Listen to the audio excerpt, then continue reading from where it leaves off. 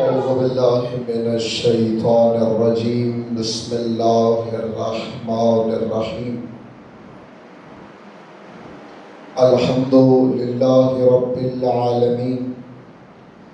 الصلاة والسلام على أشرف الأنبياء والمرسلين وعلى آله الطيبين الطاهرين المعصومين المنتجبين المنتخبين، ولعنة الدائمة على أعدائهم أجمعين وأعدائهم ملعونين.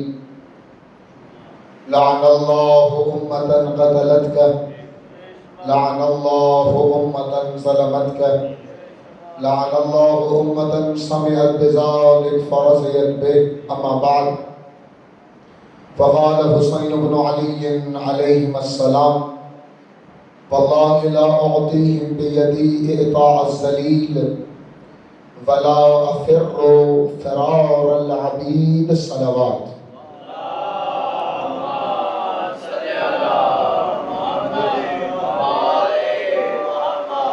یا ابا عبداللہ انی سلم لمن سالمکم وحرب لمن حاربکم الى یوم القیامہ. صلوات. خوش نصیبی ہے اللہ تعالیٰ نے ذکر محمد و آل محمد کے طفیل آپ نورانی ہستیوں کی زیارت کا شرف بخشا ہے، اور دعا ہے جہاں جہاں مجالس ہیں، جہاں جہاں ذکر ہے، جہاں جہاں ماتم ہے، خداوند متعال ان تمام مومنین کو اپنے حفظ و امان میں محفوظ فرمائے۔ پروردگار عالم نے بشر کی ہدایت کے لیے نظام نبوت کے بعد سلسلہ امامت کو آغاز فرمایا۔ ہدایت بشر اسی وقت ممکن ہے کہ جب ایک امین سلسلہ امانت نبوت کو اٹھا کر بشریت تک لے آئے۔ اگر امین، امانتدار اور ایک ایسا سلسلہ کہ جو امانت کے ساتھ سلسلہ ہدایت کو بشر تک نہ پہنچائے تو ہدف انبیاء ناقص رہ جاتا ہے۔ اسی لیے آیے غدیر اس جانب اشارہ ہے کہ یا ایھا الرسول بلغ ما انزل الیک من ربک، اے رسول آپ اپنے بعد امانتداری کے نظام کو بتا کر جائیں، نظام امامت کو بتا کر جائیں۔ آپ اپنے بعد اس سلسلے کا تعارف کروا کر جائیں جس در سے حقیقی دین ملنا ہے۔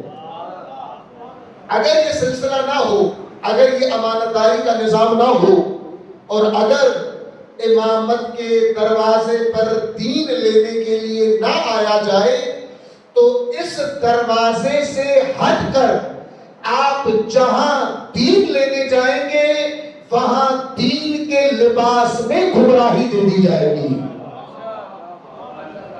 دین کے لباس میں گمراہی دے دی جائے گی۔ اہل البیت یعنی وہ سلسلہ ہدایت کہ جو امانتدار نظام نبوت ہے۔ امانتدار، آپ دیکھیں زیارات پڑھیں امام حسین علیہ السلام کی، فرمایا السلام علیکہ یا وارث آدم، سلام ہو وارث آدم پر، سلام ہو وارث نوح پر، سلام ہو وارث موسیٰ کلیم اللہ پر، سلام ہو وارث روح اللہ پر۔ کیوں؟ کیونکہ تمام انبیاء کی محنتیں اسی وقت رنگ لاتی ہے جب حسین اپنی قربانی پیش کرے۔ اور فرمایا اللہ کا دین، اللہ کی شریعت، اللہ کا نظام، قرآن کے قوانین، بشر کی ہدایت اور بشر کی دنیاوی اور اخروی سعادت کا نظام امامت کے پاس ہے۔ اور فرما رہے ہیں آپ جملوں پر، ایک سے اور پڑھے محمد و آل محمد پر۔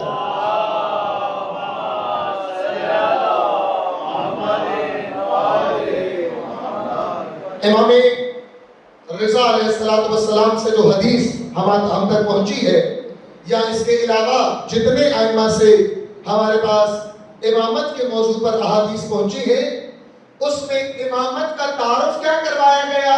الامامت ہی زعامت الدین والدنیا والآخرہ۔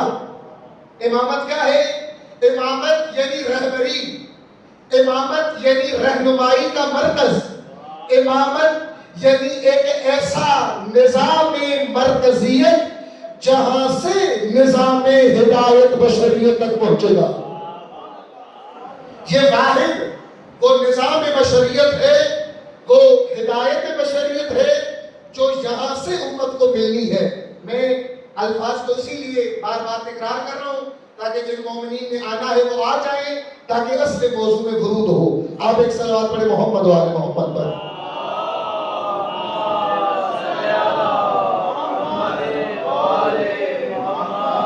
اور اہل بیت اپنی تمام تر حیات میں، تمام تر زندگی کے اندر آپ توجہ کریں، ایک چیز کے پابند رہے، ایک چیز کہ کبھی بھی کسی بھی مصلحت کی خاطر کوئی ایسا قانون کہ جو دین کے دائرے سے خارج ہے اس کو دین بننے نہیں دینا۔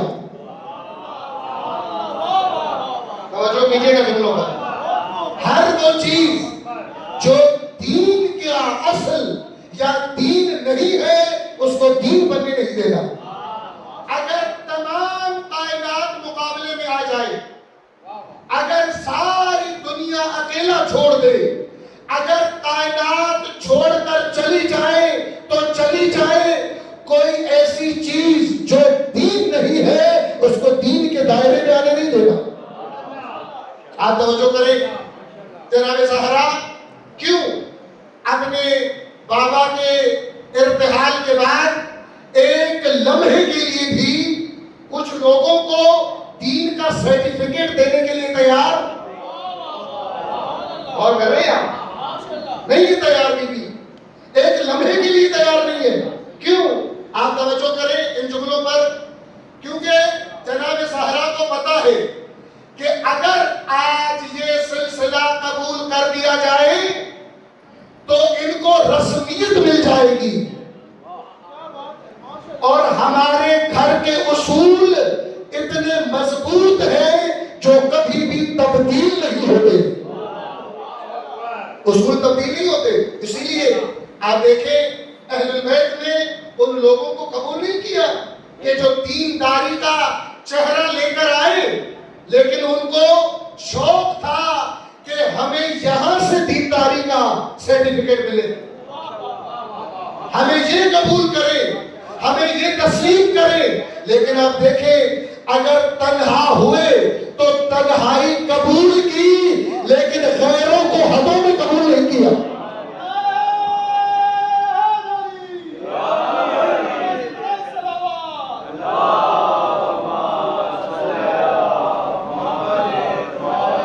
پاکیزہ جملوں پہ غور کیجئے گا، میں توجہ کا طالب ہوں۔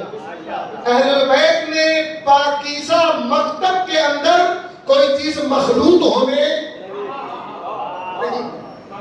میں مثال دوں آپ کو، کتنے شاگرد پڑھتے ہیں امام صادق کے پاس، کتنے مکاتب کے ہیں، بعض شاگرد تو بعد میں امام بن گئے۔ آپ غور کریں، بعض شاگرد بعد میں مکاتب کے امام بنے۔ امام نے پڑھایا، امام نے بٹھایا، امام نے بٹھا کر درس دیا، پڑھتے رہے، آتے رہے، لیکن اس کا مطلب ہرگز یہ نہیں نکلا کہ امام نے حق اور غیر حق کو مکس کر دیا۔ جو حق کی حدیں تھی وہ محفوظ رہی، حق کی حدوں کو مخلوط ہونے نہیں دیا، حق کی حدوں کو مکس ہونے نہیں دیا، حق کی حدیں استوار رہی، حق کی حدیں پابند رہی۔ احترام تھا، احترام کرتے تھے امام، احترام کی حدیں باقی تھی۔ احترام اور ہے لیکن قبول کرنا اور ہے، احترام اور ہے لیکن قبول کرنا اور ہے۔ امام نے کئی ہزار شاگردوں کو پڑھایا، لیکن حق اور باطل کا بارڈر مکس ہونے نہیں دیا۔ یہ تشیع کا سب سے بڑا افتخار یہی ہے کہ تشیع نے اپنے مکتب کے اندر ایسی چیزوں کو شامل ہونے نہیں دیا کہ جو دین نہ ہو۔ میں اس موضوع کو اور واضح کروں، مثلا مولا امیر ایک لمحے کے لیے بھی حاکم شام کو قبول کرنے کے لیے تیار نہیں، ایک لمحے کے لیے۔ مغیرہ جیسا انسان آ کر مولا کو کہتا ہے مولا پریشان تو نہیں ہو رہے آپ؟ مغیرہ جیسا انسان آ کے مولا کو کہتا ہے مولا آپ کی حکومت تازہ ہے، آپ نے ابھی ابھی حکومت سنبھالی ہے، آپ تھوڑا سا ہاتھ ہلکا رکھیں، ہاتھ ہلکا رکھیں۔ مولا نے کہا اگر ہاتھ ہلکا نہ رکھوں تو کیا ہوگا؟ کہا اکیلے ہو جائیں گے آپ۔ کہا باطل کی راہوں پر چل کر رش بنانے سے بہتر ہے کہ حق کی راہ میں اکیلا کھڑا ہو جائے۔ باطل کی راہوں پہ چل کر رش بنانے سے بہتر ہے کہ انسان حق کی راہ میں اکیلا کھڑا ہو۔ لیکن نہیں ہونے دیا، قبول نہیں کیا، قبول نہیں کیا ان سلسلوں کو۔ کیوں؟ کیونکہ اگر قبول کر لیتے تو نبوت کی امانت میں خیانت تھی، نبوت کی امانت میں خیانت تھی، اور یہ مکتب امانت داری ہے۔ یہ مکتب امانت داری ہے۔ صلوات پڑھے محمد و آل محمد پر۔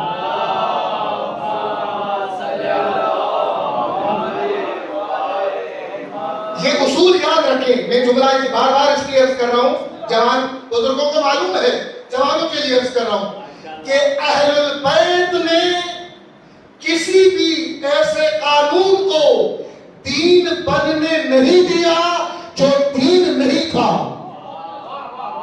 نہ قانون کو اور نہ کسی شخص کو دین کی حدوں میں آنے نہیں دیا، دین کی حدوں میں قبول نہیں کیا۔ آپ توجہ کریں، یزید کو کیا مشکل ہے؟ سب نے تو قبول کر لیا یزید کو، غور کریں آپ، مدینے نے قبول کر لیا، مکے نے قبول کر لیا، بعد میں کوفہ نے قبول کر لیا، بصرہ و مدائن و دمشق نے قبول کر لیا۔ کیوں؟ ایک انسان کی بیعت پہ اڑا ہوا ہے، اور سب نے تو قبول کر لیا، ایک نہیں کر رہا بیعت۔ حکومت تو چل رہی ہے تمہاری، نظام تو چل رہا ہے تمہارا، سسٹم میں تو کوئی حرج نہیں ہے، پھر کیوں تم زور لگا رہے ہو کہ یہ بیعت کریں؟ کیونکہ معلوم ہے جب تک یہ بیعت نہیں کرے گا تب تک کوئی بھی مجھے رسمی سرٹیفکیٹ نہیں دے سکتا۔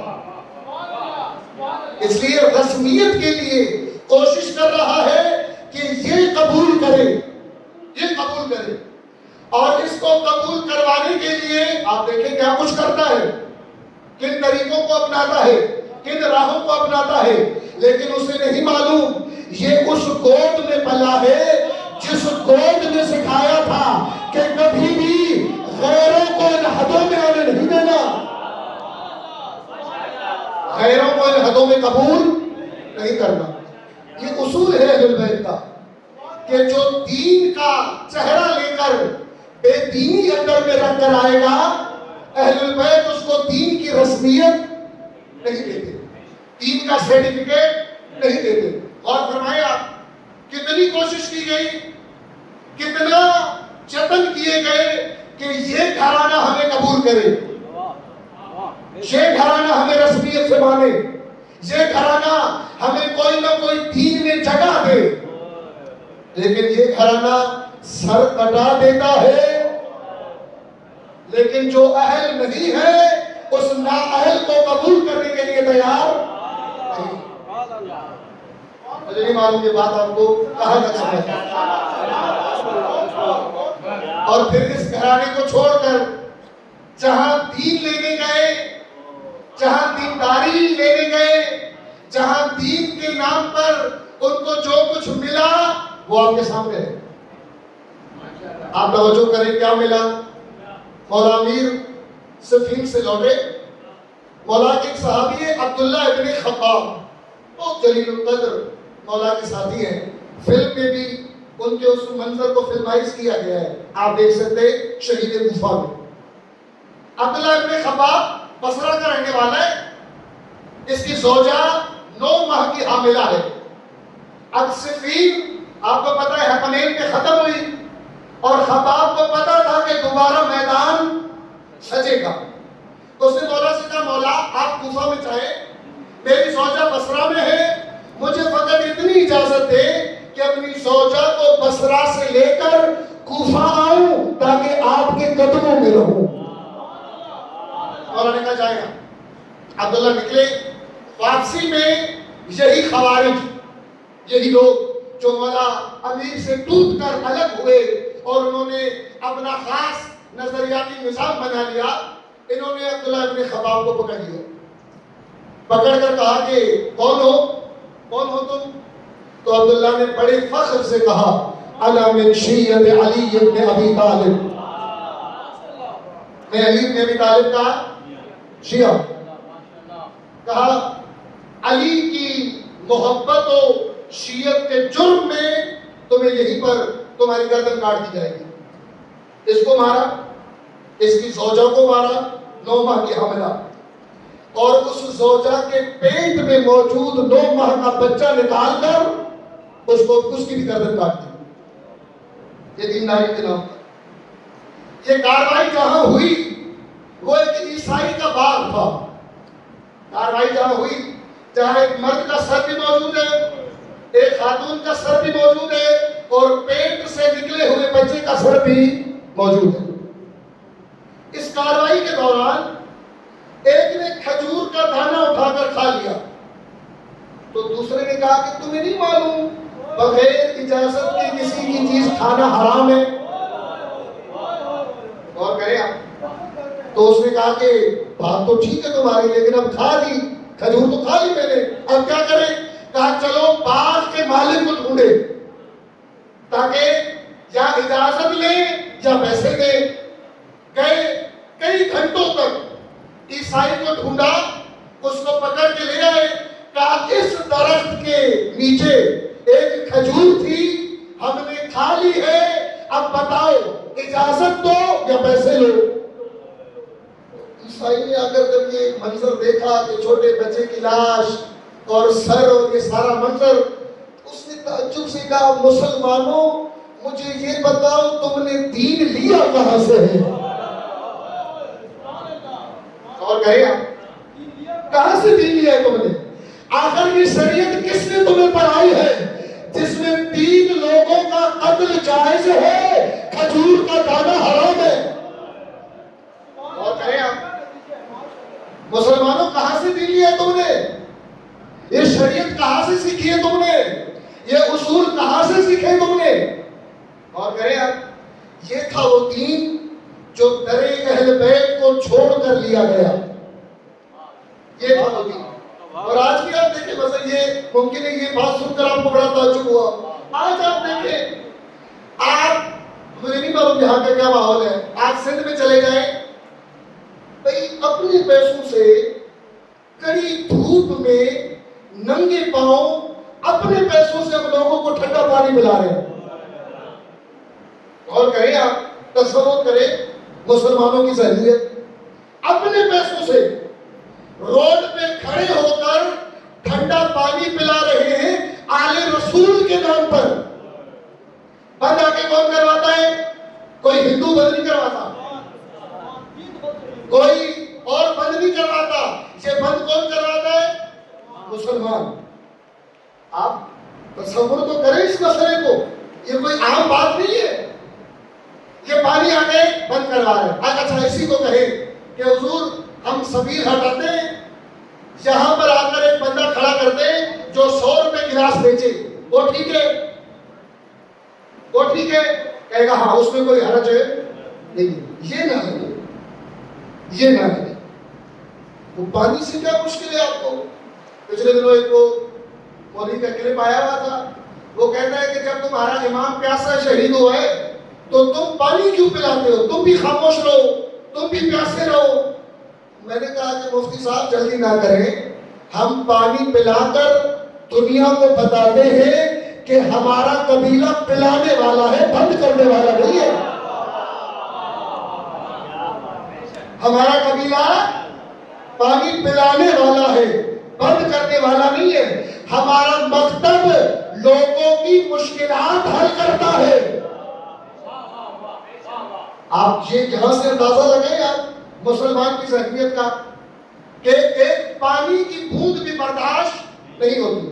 آپ توجہ کریں، جب حقیقی در، حقیقی روح، حقیقی مرکز جو دین کے لیے مقرر ہوا تھا، جب وہ چھوڑ دیا گیا تو نتیجہ یہ نکلا۔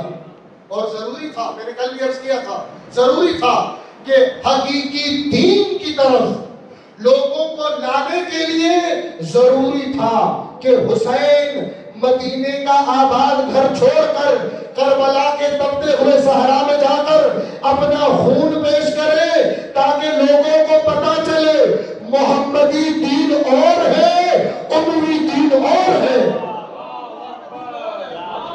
ضروری تھا جہاں یہ قدم اٹھے، ضروری تھا کہ جہاں یہ قدم اٹھے جو آ کر بشریت کو فرق کر کے بتائے کہ حقیقت دین کیا ہے، روح دین کیا ہے، راحت دین کیا ہے، اور دین کے نام پر کھلے ہوئے باقی دروازے کیا۔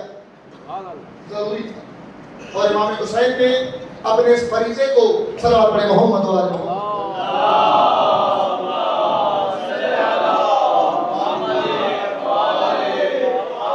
توجہ فرمائے آپ اس جملے پر، ضروری تھا کہ یہ قدم اٹھے۔ امام حسین علیہ السلام نے اپنے جد کے دین کی بقا کے لیے اپنا پورا گھر سامنے رکھا۔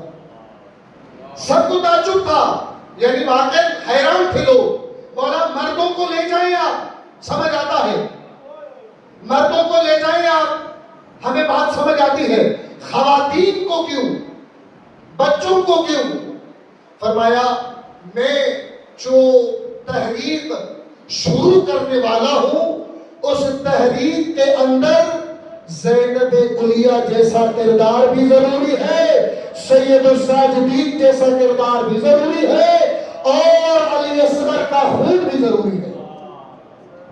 ضروری ہے کیونکہ امت جس حال تک پہنچ چکی ہے، امت کا جو حال بن چکا ہے، امت نے جس حد تک دین سے دوری اختیار کر لی ہے، ضروری ہے کہ کوئی ایسا قدم اٹھے کہ جو دین کی بقا اور شریعت کی حیات کے لیے قیامت تک ضمانت بن جائے، قیامت تک ضمانت بن جائے۔ بزرگوں، میں ایک اور مقدمہ عرض کر کے اگلے نقطے کی طرف بڑھوں۔ جب رسول اللہ نے شریعت کی بقا کے لیے حضرت امیر کو ان حدوں کا محافظ بنایا اور جناب زہرا کو ان حدوں کا پاسدار مقرر کیا، اگر یہ حد یہاں محفوظ رہتی، اگر یہ حد یہاں سنبھال لی جاتی، تو نوبت کبھی بھی ان معاملات تک نہ پہنچتی۔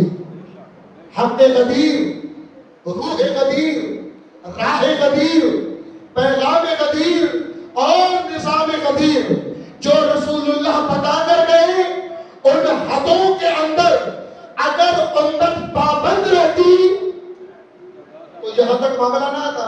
یہ جملہ آپ نے بہت مرتبہ سنا ہے، بہت مرتبہ سنا ہے آپ نے، یہاں تک معاملہ نہ آتا۔ لیکن جب یہ حدیں ٹوٹی تو اس تحریک کے اندر بقائے دین میں تشیع کے پاکیزہ نہر کو ثابت رکھنے کے لیے پہلی علمدار بی بی جس نے پڑھ کر غیروں کا انکار کیا، وہ وجود حضرت زہرا ہے۔ آپ وہاں سے بات کو سمجھیں، وجود سیدہ زہرا سلام اللہ علیہ۔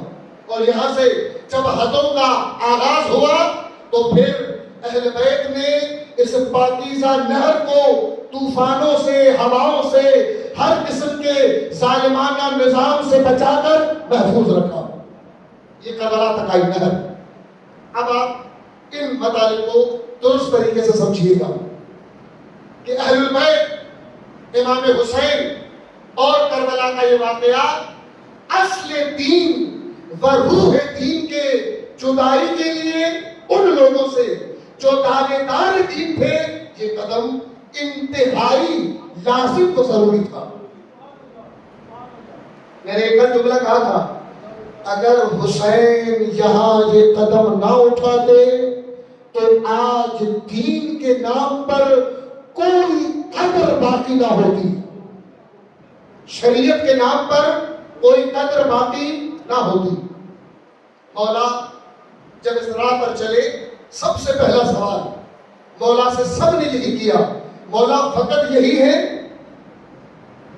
اس راہ پر آپ کے ساتھ آپ کے ہدف کربلا کے حصول کے لیے فقط یہی ہے؟ جب بھی پوچھا گیا ایک جواب دیا, کہا قیامت تک, فقط کربلا تک نہیں, قیامت تک میری راہ پر وہی میرے ساتھ چلے گا کہ امرہم امری و رأیہم رأیی, جو وہی سوچتا ہے جو حسین سوچتا ہے. جملے کی گہرائی کو سمجھے گا. قیامت تک میری راہ پر وہی میرے ساتھ چلے گا کہ جس کی سوچ وہی ہے جو حسین کی سوچ ہے. آپ پوری تاریخ اٹھائیں, تاریخ کے اوراق کو ٹٹولے, ساتھ کون آیا جس کی سوچ حسین کے ساتھ تھی, جس کی فکر حسین کے ساتھ تھی. جو فکر میں حسین کا نہیں تھا وہ راہ میں بھی حسین کا. مولا چل رہے, متی نامی شخص نے مولا کو دیکھا, عبداللہ بن متی, دور سے جب مولا کا قافلہ دیکھا آگے ہوئے دوڑا, توجہ میری طرف رکھیے, دوڑا مولا کی طرف, کہا مولا 8 دن محنت کر کے کنواں کھودا ہے لیکن کنویں کا پانی کھارا ہے, میٹھا نہیں ہے. آپ اعزاز امامت کے مالک ہیں, آئے دعا کریں تاکہ کنویں کا کھارا پانی میٹھا ہو جائے. امام اپنی سواری سے اترے, آگے بڑھے. امام نے کہا اندر سے پانی کا پیالہ بھر کے دو. کنویں سے اس نے کھارے پانی کا پیالہ بھر کے دیا. امام نے اپنے دہن مبارک میں رکھا, پھر وہی پانی دوبارہ کنویں میں ڈالا. جب کنویں میں پانی ڈالا پانی میٹھا بھی ہوا ٹھنڈا بھی ہوا. جب اس کا یہ مسئلہ حل ہو گیا, توجہ کریں جملے پر, امام نے کہا مجھ سے نہیں پوچھو گے کہاں جا رہا ہوں, دعوت فکر دے رہا ہوں آپ کو. کہا مجھ سے نہیں پوچھو گے کہاں جا رہا ہوں. مولا بتائیں کہاں جا رہے آپ؟ کہا میں اپنے دور کے ظلم کے خلاف قیام کرنے جا رہا ہوں, آؤ ہمراہ بنو میرے. اس نے کہا مولا ابھی تو کنواں ٹھنڈا ہوا ہے, فصلیں, بچے, خاندان, نظام, بڑا کام ہے. آپ ابھی جائیں, پھر کبھی موقع ملا تو آپ کے ہمراہ چلیں گے. امام نے اس کو کچھ بھی نہیں کہا, امام آگے چلے. مقام عزیب الحجانات, وہاں امام پہنچے. امام نے خیمہ دیکھا. امام نے کہا کس کا خیمہ ہے؟ کہا مولا عبید اللہ ابن حر جوفی. غور کریں آپ, کوفے کا بڑا نام کوفے کا. امام نے اپنے قافلے سے حجاج ابن مسروق جوفی اور یزید ابن مغفل جوفی 2 بندے نکالے. کہا جاؤ تمہارے ہی قبیلے کا بندہ ہے عبید اللہ ابن حر جوفی, جاؤ اس کو پیغام دو کہ حسین تمہیں بلا رہے, حسین تمہیں بلا رہے. کہتے ہیں جیسے ہی مولا کے یہ سپاہی اندر گئے, اس نے مولا کے سپاہیوں کا پیغام سنا کہ مولا بلا رہے ہیں, فوراً کہا کہ میں نہیں آتا.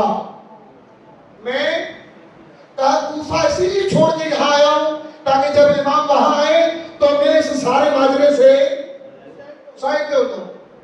امام نے دیکھا کہ مریض کا مرض زیادہ ہے, طبیب کو خود جانا پڑے گا. ہوتا ہے نا بعض اوقات آپ مریض ہوتے ہیں لیکن اتنی طاقت آپ میں ہوتی ہے کہ اٹھ کر ڈاکٹر کے پاس جاتے ہیں, لیکن کبھی کبھی آپ اتنے مریض ہوتے ہیں کہ ڈاکٹر کو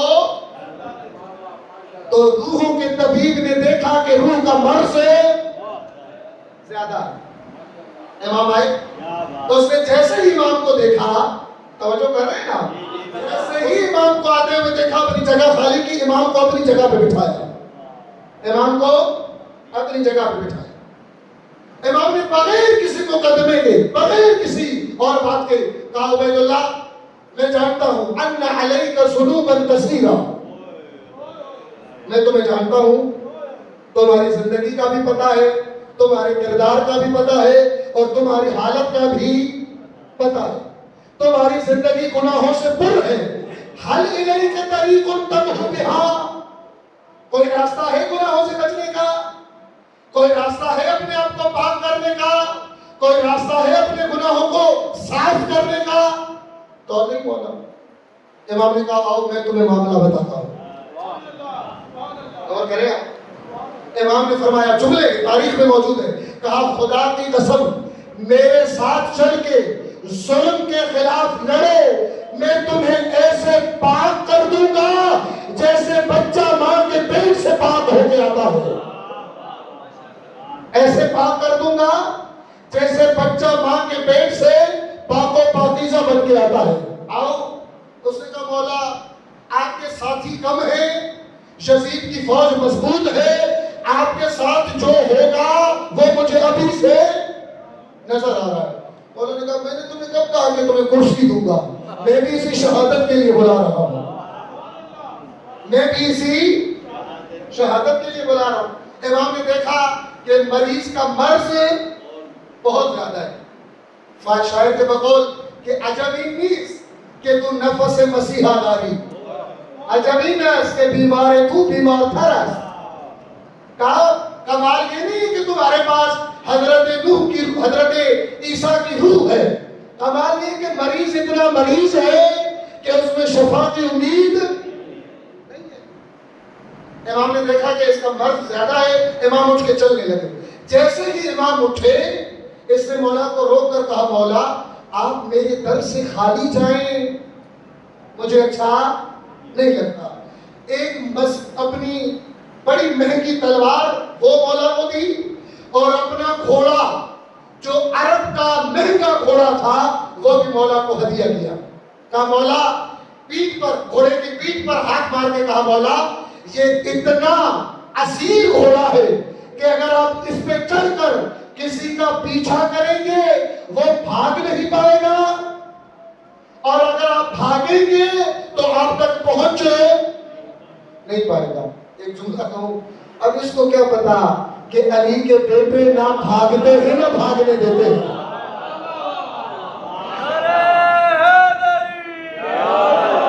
یہ تاریخ میں بھی ہے، مولا امیر کا جو ذوالجناح کہہ لوں، آپ پریشان نہ ہو گئے، وہ امام کا جو گھوڑا تھا وہ ایک نحیف سا گھوڑا تھا، ممکن ہے آپ کو نہیں بات لگے گی، اور مولا کو اگر کہتے تھے مولا آپ اتنے بڑے جنگجو ہیں، کوئی طاقتور گھوڑا رکھے آپ، کوئی طاقتور ذوالجناح ہو آپ کا۔ مولا نے کہا طاقتور گھوڑے کی ضرورت دو جگہ پڑتی ہے، یا جب بھاگنا ہو یا بھاگنے والے کا پیچھا کرنا ہو۔ ابو طالب کے بیٹے کو دونوں کی ضرورت ہے، ابو طالب کے بیٹے کو دونوں کی ضرورت نہیں ہے۔ مولا گھوڑا لے جائیں آپ، مولا تلوار لے جائیں آپ، یہ میری طرف سے آپ کو ہدیہ ہے۔ امام نے بڑا خوبصورت جملہ کہا جب تم خود میرے نہیں ہو، جب خود میرے نہیں ہو تو تمہاری دی ہوئی چیزیں بھی میری نہیں ہو سکتی۔ اچھا یہ جملہ فقط امام اس کو نہیں کہہ رہے، یہ ہمیں بھی کہہ رہے کہ مجلسیں کرو، لنگر بھی کرو، ماتم بھی کرو، اپنی خدمتیں بھی انجام دو، لیکن پہلے میرے بنو، پہلے میرے بنو، ورنہ فقط چیزیں دینے سے مسئلہ حل نہیں ہوتا، فقط چیزیں سامنے رکھنے سے مسئلہ حل نہیں ہوتا۔ پہلے میرے بنو، پھر 10 روپے بھی دو گے نا وہ بھی قبول ہے، اگر میرے نہ بنو کروڑوں خرچ کرتے رہو، لیکن اگر میرے نہیں ہو تو پھر تمہاری چیزیں بھی میری نہیں ہے۔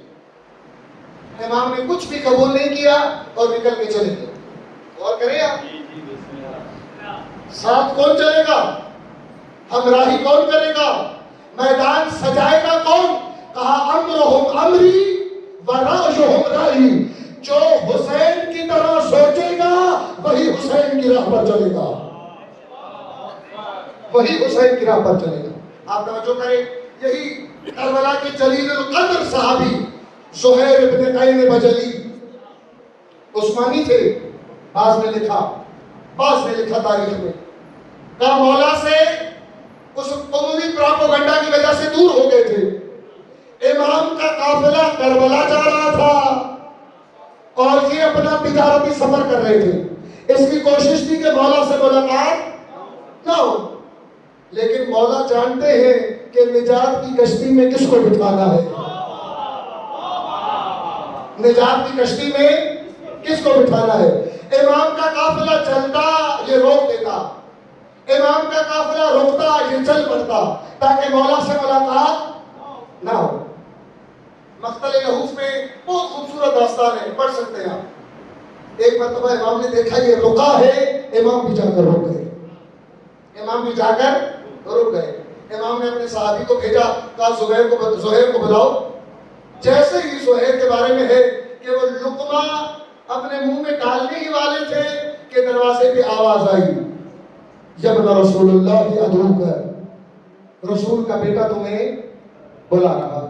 اس نے لقمہ واپس رکھ کے کہا, یہ جملے آئے تھے, کہا عجب کھانے کا بھی موقع نہیں ملا. فوراً اس نے کہا کہ مولا کو کہے میں نہیں آتا. ان کی زوجہ بیٹھی تھی ساتھ, زوجہ نے عجیب جملہ کہا زہیر بے ادبی نہ کرو زہرا کے بیٹے کی, ایسے بات نہ ماننا, جو کہے اس پہ عمل نہ کرنا, لیکن فرزند زہرا نے بلایا ہے زہیر, بے ادبی مت کرو, جاؤ.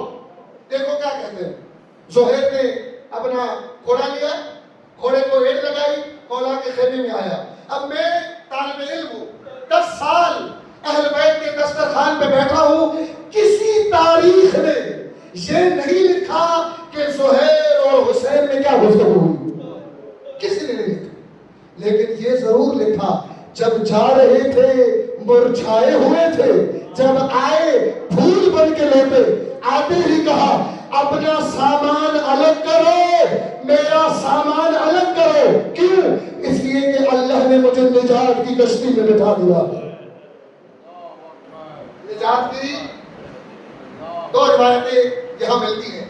کہا زہیر کو شاید یہ دو باتیں یاد آئی. ایک وہ کہ جب ایک جنگ میں بہت سارا مال غنیمت ملا تو جناب جابر نے زہیر کو کہا زہیر خوش ہوئے ہو؟ کہا بہت خوش ہوا ہوں. کہا اس سے زیادہ خوشی تمہیں اس وقت ہوگی جب زہرا کے بیٹے کے ساتھ کربلا کا سفر کرو گے.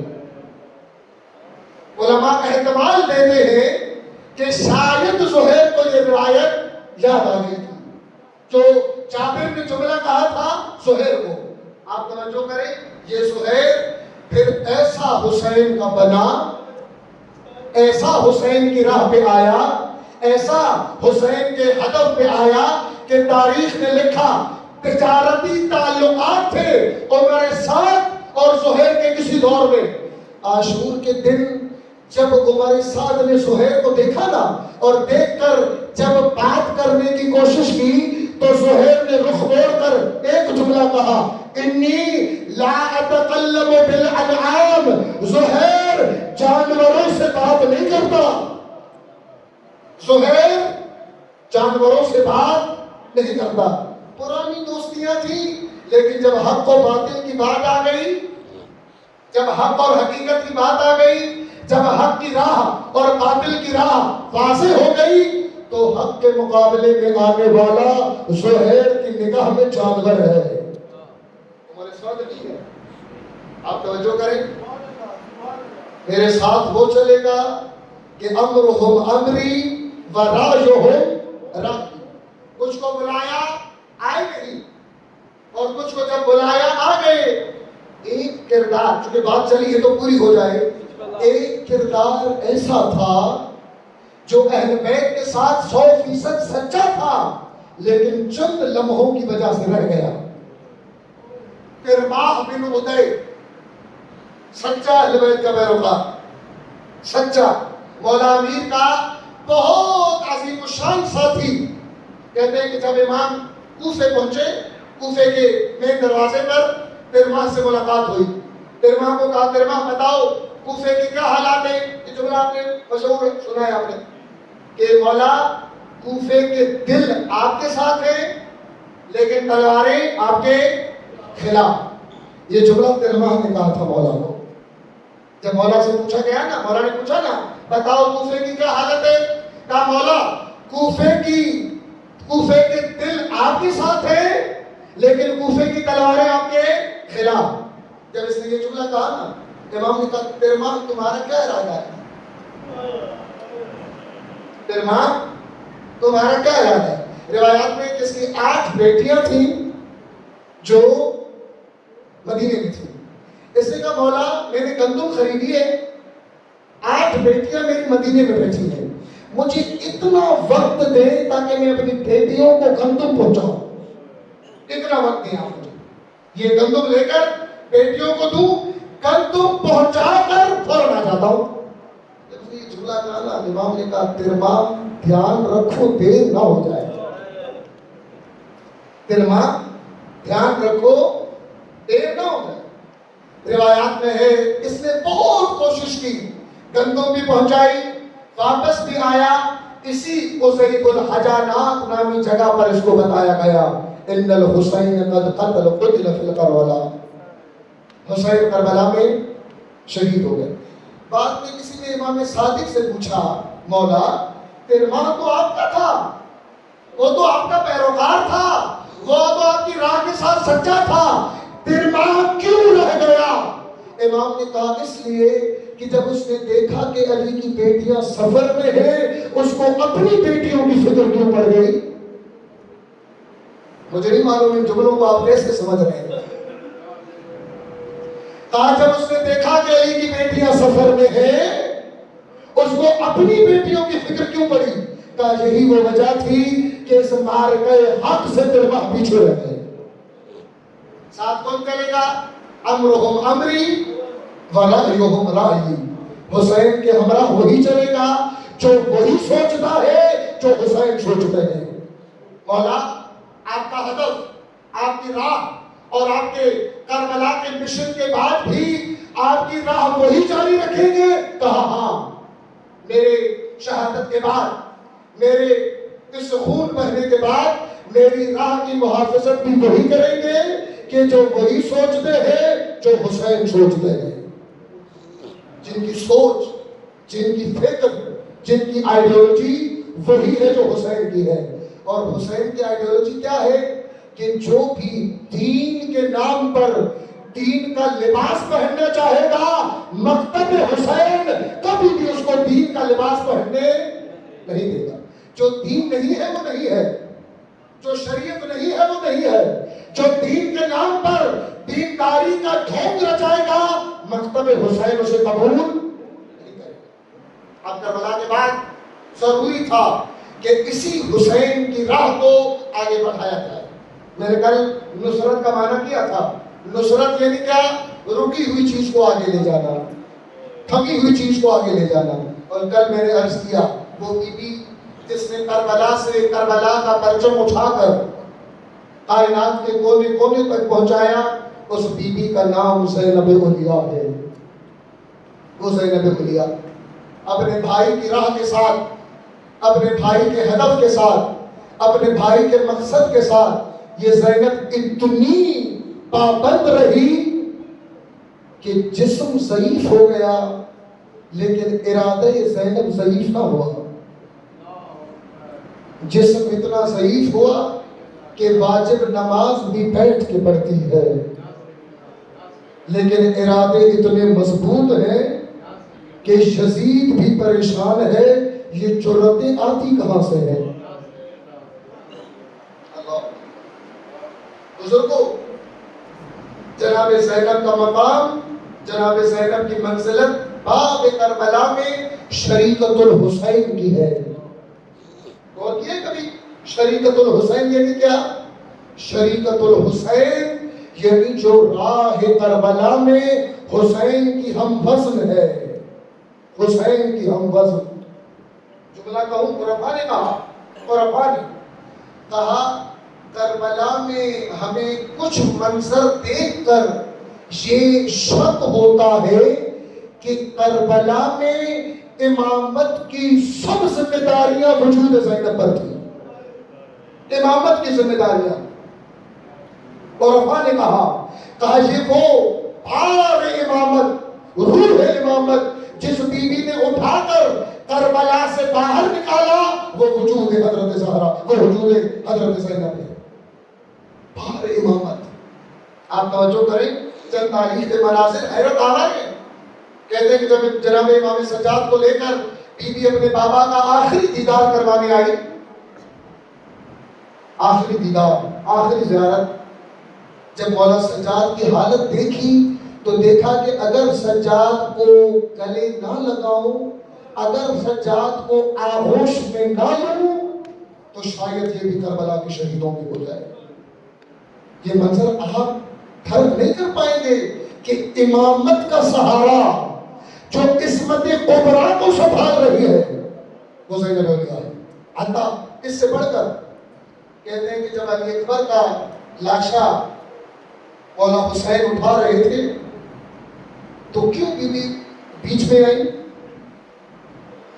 کہتی ہیں اس لیے کہ حسین اس کیفیت میں چلے گئے تھے کہ یہ رابطہ توڑنا زینب نے ضروری سمجھا، اسی لیے خیموں سے نکل کر آئی اور آ کر باپ اور بیٹے کے بیچ میں حائل ہو گئی. جملوں پہ غور کریں. کہا باپ اور بیٹے یعنی امامت اور پسر امامت کے بیچ میں آ کر کھڑی ہو گئی تاکہ یہ کیفیت تبدیل ہو جائے. یہ ہے زینب اولیاء. کربلا کے بعد ایک لمحہ علی کی بیٹی نے سکون کا نہیں گزارا. کبھی غور کیا اپنے تاریخ پر کہ بی بی کی قبر مطہر شام میں کیوں ہے؟ سوچا کبھی آپ نے؟ تاریخ نے لکھا یہ جملہ، کہا کربلا کے بعد زینب اولیاء نے ہر ایک گھر میں کربلا کی وہ تبلیغ کی کہ حکومت خوف میں آ گئی. اگر بی بی کو مدینے سے نہ نکالا جائے ایک اور کربلا ہو سکتی ہے. جلا وطن کیا گیا سیدہ کو مدینے سے. ایک روایت کے مطابق علی کی بیٹی کو مدینے سے جلا وطن کیا گیا تاکہ مدینے میں کوئی کربلا بابا نہ ہو. نہ ہو بابا. بزرگوں، امانت کربلا، کربلا کے کودیے قتل گاہ سے اٹھا کر کائنات کے کونے کونے تک زینب نے پہنچائی. میں نے یہ جملہ کل کہا تھا، وہ یزید جو لاشے حسین پہ رحم نہیں کرتا، وہ یزید جو 6 ماہ کے بچے پہ رحم نہیں کرتا، وہ یزید جو لاشوں پہ رحم نہیں کرتا، کیا وہ یزید راہ کو پھیلنے دیتا؟ وہ ہدف کو آگے بڑھنے دیتا؟ وہ راہ حسین کو کائنات کے کونے کونے تک پہنچنے دیتا؟ نہ. ضروری تھا کہ کوئی بی بی آ کر اس امانت کربلا کو اٹھائے اور کائنات کے کونے کونے تک پہنچائے. اور اس بی بی کا نام زینب تھا. وہ زینب کہ جس کی ہستی اپنے بھائی کے وجود کے لیے گزری. اللہ اکبر. دیکھی ہے اس محبت بھائی اور بہن میں. بزرگوں میں آ گیا اس منظر پر.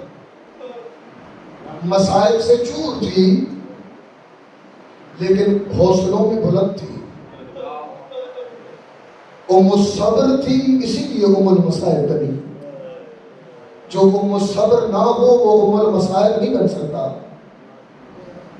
کہتے ہیں کربلا کے بعد ہم تو یہ سنتے ہیں نا کہ مولا سجاد روتے رہے، لیکن اتنا گریا جتنا سجاد نے کیا اتنا گریا زینب نے بھی کیا. کربلا کے ظلم میں استعمال ہونے والی اگر کسی چیز کا نام سن لیتی وہیں پہ گریا شروع کر دی. ایک روایت عرض کروں، عبداللہ ابن جعفر کے غلام نے، آپ کو پتہ ہے نا کہ وہ بی بی جس کا عزم اتنا بلند تھا، ایک ایک منظر لمحوں میں تبدیل ہو رہا تھا، لیکن زینب کا عزم استوار تھا۔ کبھی حبیب کا لاشا دیکھتے ہوئے آتے ہوئے دیکھتی، کبھی اکبر کا لاشا آتے ہوئے دیکھتی، کبھی اون محمد کا لاشا آتے ہوئے دیکھتی، اور کبھی 70 قدم پر اپنا لخت و جگر ذبح ہوتے دیکھتی۔ کبھی دیکھتی یہ ملعون خیموں کے اوپر دوڑ پڑے ہیں، کبھی دیکھتی کہ گھوڑوں کو تیار کیا جا رہا ہے حسین کے جسم کو پائمال کرنے کے لیے۔ کہتے ہیں شام غریبہ میں ملعونوں نے بڑی بڑی آوازیں لگا کر کہا، گھوڑوں کے نال تبدیل کرو، اجرکم اللہ جزاکم اللہ، گھوڑوں کے نال تبدیل کرو، حسین کے لاشے کو پائمال کرنا ہے۔ یہ لفظ نال، جنہوں نے گھوڑے پالے ہیں ان کو پتا ہے نال کب تبدیل کیا جاتا ہے۔ یہ نال ایک لوہے کا ایک کور ہوتا ہے جو گھوڑوں کے پاؤں پہ لگایا جاتا ہے۔ روایات میں ہے کربلا کے بعد زینب جب بھی لفظ نال سنتی تھی، ایک مرتبہ عبداللہ ابن جعفر کے غلام نے دروازے پر کھڑے ہو کر کہا، عبداللہ آج آپ نے کون سا گھوڑا سفر میں لے کے جانا ہے، مجھے بتائیں میں نال تبدیل کروں۔ عزادار زینب نے لفظ نال سنا، وہیں پر کھڑے ہو کر کربلا کا رخ کیا، اپنا سر پیٹنا شروع کیا، کہا ہائے میرا غریب، ہائے میرا مظلوم، اجرکم اللہ جزاؤکم اللہ۔ تاریخ نے لکھا علی کی بیٹی سفر میں تھی، اچانک بی بی کی طبیعت ناساز ہوئی، شہادت کے منظر ہے۔ کہا جب بی بی کی طبیعت ناساز ہوئی تو ناساز ہو کر بی بی نے قافلے کو روکنے کا کہا۔ شدید گرمی، چونکہ قافلہ جا رہا تھا، شدید گرمی تھی، علی کی بیٹی نے سمجھ لیا میرا آخری وقت ہے، علی کی بیٹی نے سمجھ لیا میرا آخری وقت ہے۔ عبداللہ قریب آئے، کہا بی بی، کہا سیدہ پانی پی لیں آپ۔ کہا عبداللہ پانی کو چھوڑو، جن کنیزوں کا سایہ بنا کر کھڑے ہو ان کو کہو مجھ سے دور ہو جائے۔ عبداللہ نے کہا کیوں؟ کہا مجھے اپنا غریب بھائی یاد آ، جب وہ جان دے رہا تھا اس کے اوپر کوئی سایہ نہیں تھا، جب وہ جا رہا تھا وہ پیاسا تھا۔ عبداللہ کنیزوں کو کہو ہٹ جائے کہ میں اپنے بھائی کی طرح جان دینا چاہتی ہوں۔ اجرکم اللہ جزاکم اللہ۔ میں کہوں گا اے سیدہ، آپ نے اپنے بھائی کی طرح جان دینے کا عزم کر لیا، لیکن سیدہ آپ کے قریب سب اپنے ہیں، آپ کے قریب سب اپنے ہیں۔ ہائے میں غریب پر قربان کہ جو جب مقتل میں آیا اور جب مقتل میں پہنچا تو اس کی ایک بہن 70 قدم پر دور کھڑی تھی اور جاتے ہوئے کہہ رہی تھی مہلن مہلا یا ابن زہرا، اے زہرا کے بیٹے ذرا آہستہ قدم اٹھاؤ۔ اجرکم اللہ جزاکم اللہ، ذرا آہستہ قدم اٹھاؤ۔ سنو گے روایت کے یہ جملے، کہا کاش زینب کے مصائب ختم ہو جاتے، کاش زینب کا گریہ ختم ہو جاتا، کاش زینب ان مصیبتوں پر نہ روتی۔ کہا ایک سے بڑھ کر ایک مصیبتیں آئی، ایک سے بڑھ کر ایک مشکل آئی، لیکن عزم زینب نہ ٹوٹا۔ آخری روایت، زینب کا ارادہ نہ ٹوٹا، زینب کا عزم نہ ٹوٹا۔ کوفہ سے گزری وہی بلند ارادوں والی زینب، شام سے گزری وہی بلند ارادوں والی زینب۔ کہتے ہیں جب مدینے آئی نا، سنو گے جملہ، کہا جب مدینے آئی سب سے پہلے قبر رسول پہ گئی۔ سیدوں سے معافی مانگ کے جملہ کہوں، قبر رسول پر جا کر اپنے بازوؤں سے کپڑا ہٹایا، کپڑا ہٹا کر کہا نانا یہ رسیوں کے کالے داغ دیکھ رہے ہو؟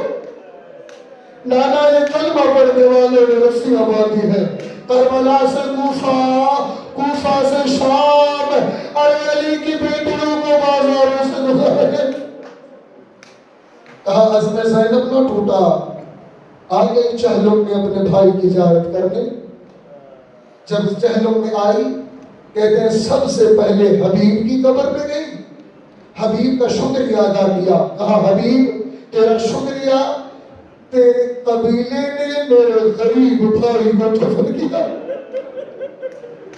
اجرکم علی اللہ۔ لیکن حبیب کو نہیں کہا میرا عزم ٹوٹ گیا، میرا صبر ختم ہو گیا۔ آئی حسین کی قبر پر، سنو گے جملہ، کہا جیسے ہی قبر کے قریب آئی نا، قبر سے ایسے ملی جیسے زندہ انسان سے ملا جاتا ہے، جیسے زندہ انسان سے ملا جاتا ہے۔ کہتے مولا سے ملی، سب امانتوں کا حال دیتی رہی، بولتے بولتے اچانک زبان رک گئی، کہا بھیا سب امانتیں محفوظ ہیں لیکن 4 سالہ یتیمہ شام کے اندھیرے میں ماری گئی۔ آخری جملہ جو نہیں روئے، آخری جملہ کہا حسین سے ملی، حبیب سے ملی، عزم نہیں ٹوٹا، صبر نہیں ٹوٹا، لیکن جب عباس کی قبر کا رخ کیا، ابھی 15 قدم دور تھی، زمین پہ بیٹھ گئی، کہا بھیا عباس اب صبر ختم ہو گیا، اب صبر ختم ہوا۔ کہا دنیا کے سوالوں نے زینب کو تھکا دیا، مدینے نے پوچھا جب چادر لٹی عباس کہاں تھا، جب تماچے لگے۔ الا لعنت اللہ علی القوم الظالمین سیعلم الذین ظلموا ای منقلب ینقلبون۔ پروردگارہ ہماری قلیل سی عبادت اپنے بارگاہ میں قبول فرما۔